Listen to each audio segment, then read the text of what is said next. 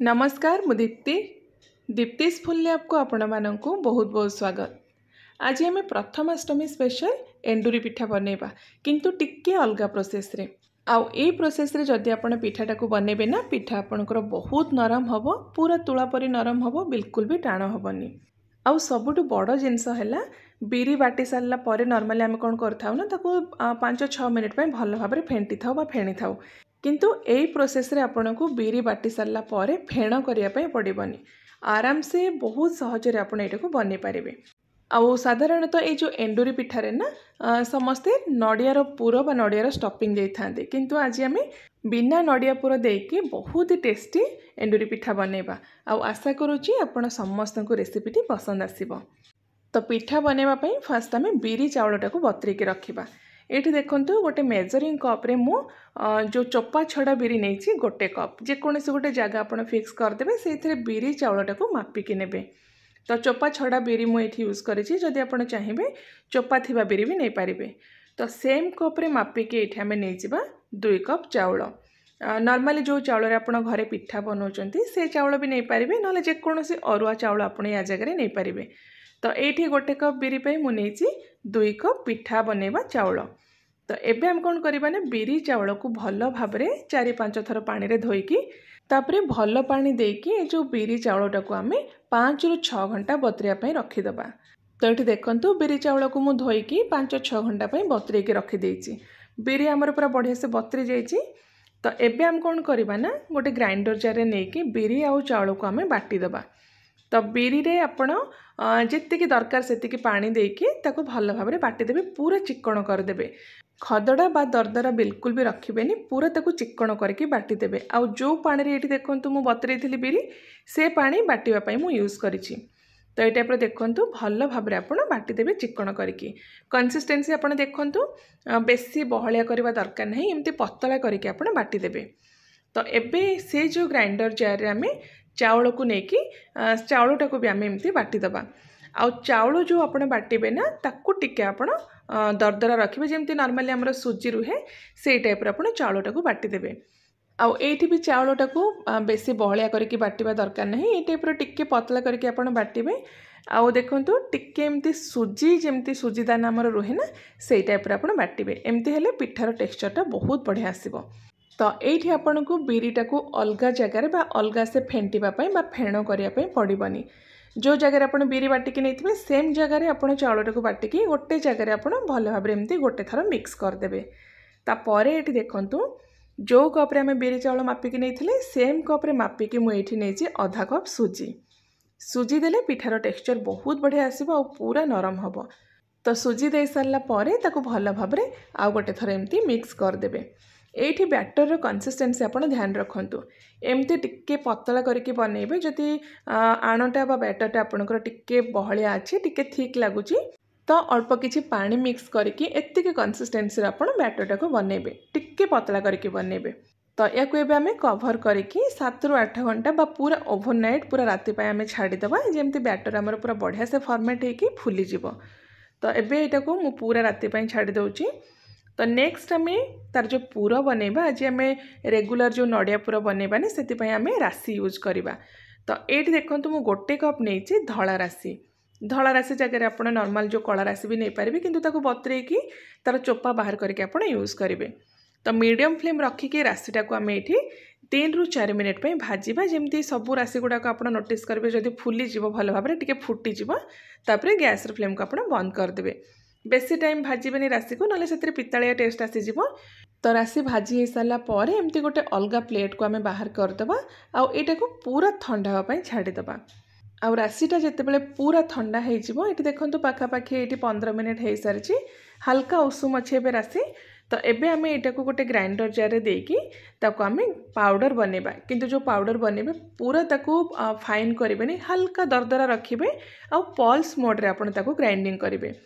जदि गरम राशिटा को आपण ग्राइंडिंग करेंगे ना, तो से कौन हम ना तेल बाहर स्टार्ट हो, राशि ठंडा हो सारा पर एमती पल्स मोड्रे आपको पाउडर बनईदे, टिके एमती दरदरा रखिए। तो एबे आमे जो राशिटा को गोटे एमती मिक्सिंग बोल को बाहर करदबा। तो एबे राशिटा को आमे साइड रखिदबा।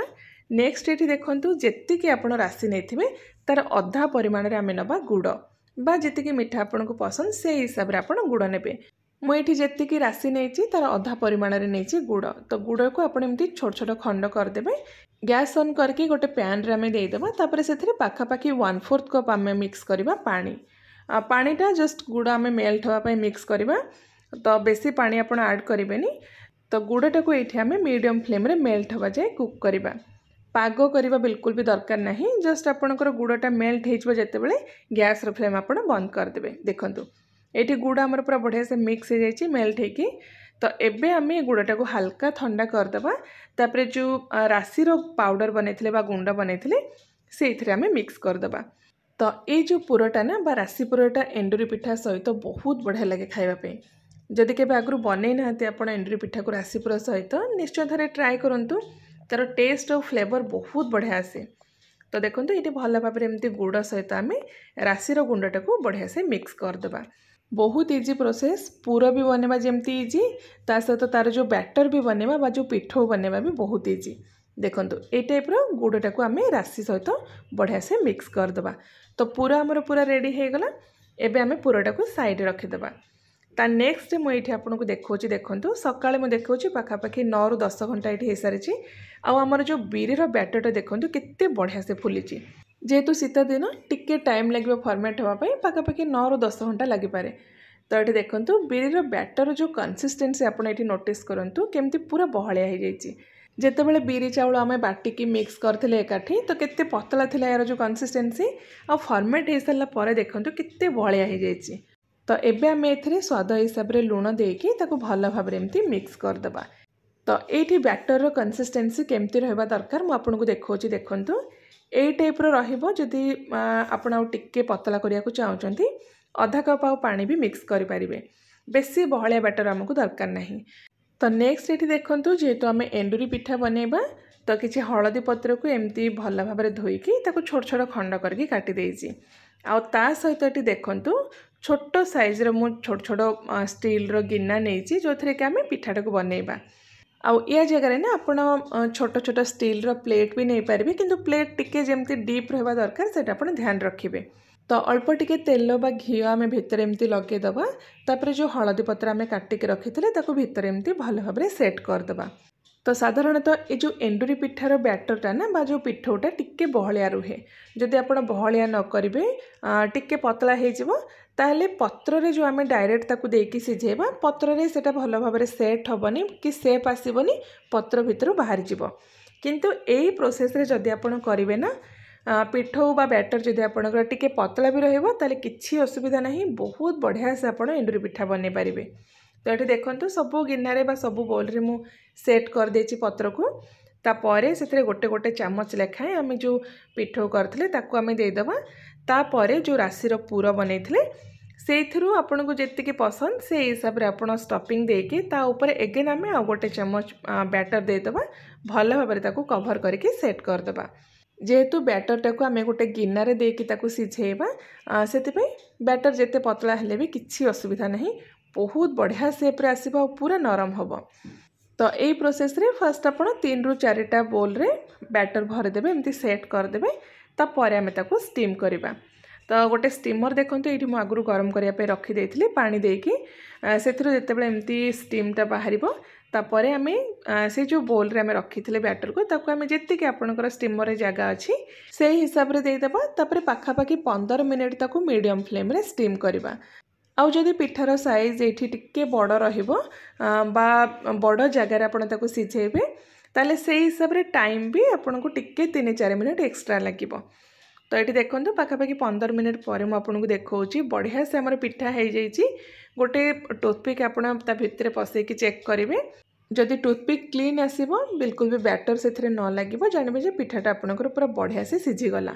तो तापर गैस फ्लेम को आप बंद करदे हल्का ठंडा हाँपाई छाड़देवे तापर स्टीमर रू आप पिठा सबको बाहर करेंगे। देखूँ ये मुझे स्टीमर रू बाहर कर देछि एबे भी पिठा बहुत गरम अच्छी आ देखो केते इजिली आमर पिठाटा बाहर जाऊँगी जो जगार आम स्टीम करथिले बा जो बोल रे आम स्टीम करथिले देखो बिल्कुल भी लगे। तो ये सबू पिठा गुड़ाक मु बने देछि बहुत ही बढ़िया लगे ये खावाई आप गरम गरम भी खातु कि ठंडा हो सारा पाखापाखि 5-6 घंटा पर भी जब आप खाइबे ना सेमती पूरा तुला परी नरम रहिबो, बिल्कुल भी टाण हेनी। देखंतु पत्र भी केते इजिली आमर बाहर जाउची। तो एथिरे जो राशि गुड़ आउ जो हलदी पत्रर कॉम्बिनेशन ना, ता जो टेस्ट कॉम्बिनेशन बहुत बढ़िया। निहाती थरे आपण ट्राए करते पिठाटा को। आ केमती आपनको लागिला निश्चय कमेंट सेक्शन रे आपणकर मतामत शेयर करंतु। आ सेम प्रोसेस रे नडिया पुरर स्टफिंग देके भी आपण ए जो पिठाटा को बने पारिबे। तो आशा करुँची रेसिपीटी समस्त को पसंद आसथिबो। मु आउ थरे आपण मानक पई गोटे बहुत ही बढ़िया नुआ रेसिपी नहीं आसीबी। Till then take care and bye bye.